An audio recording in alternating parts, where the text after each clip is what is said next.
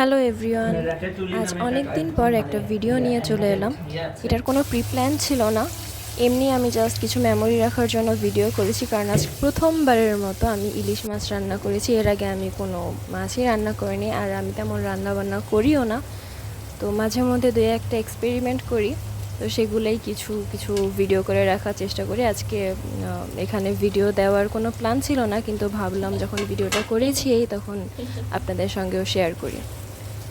তো এখানে দেখতে পাচ্ছেন রান্নার একদম লাস্ট মোমেন্টে, তো এখানে আমি ইলিশ মাছটাকে একটু ভেজে নিয়েছি। তারপরে হচ্ছে সমস্ত মশলাপাতি দিয়ে এর মধ্যে এখন আমি সামান্য কিছু ভিডিওর ক্লিপ নিয়েছি, এটাই আপনাদের সাথে শেয়ার করছি। তো এখানে আমি কোনো রেসিপি আপনাদের সঙ্গে শেয়ার করতে আসিনি, কারণ যেহেতু আমিও অত বড় এক্সপার্ট না, আমি নিজে এক্সপেরিমেন্ট করছি। কিন্তু আলহামদুলিল্লাহ আজকের রান্নাটা যথেষ্ট মজা হয়েছে, সবাই খেয়ে খুবই প্রশংসা করেছে। এই তো আজকে আসলে বাসার সবাই ঢাকার বাইরে থেকে ঢাকায় আসলো। তো চাইলে সবাই বাইরে থেকে অর্ডার দিয়ে নিতে পারতো এবং আমাকে কেউ রান্না করতেও বলেনি। কিন্তু আমি চিন্তা করলাম যে একটু এক্সপেরিমেন্ট করা যাক, যেহেতু আসলে বাসায় কেউ থাকলে আমাকে চুলার কাছে তেমন একটা যেতে দেয় না। সেফটির জন্য আমি আসলে অনেক উল্টাপাল্টা কাজ করি। তো যেহেতু আগুনের কাছের একটা বিষয়, যে কোনো একটা অ্যাক্সিডেন্ট হয়েই যেতে পারে।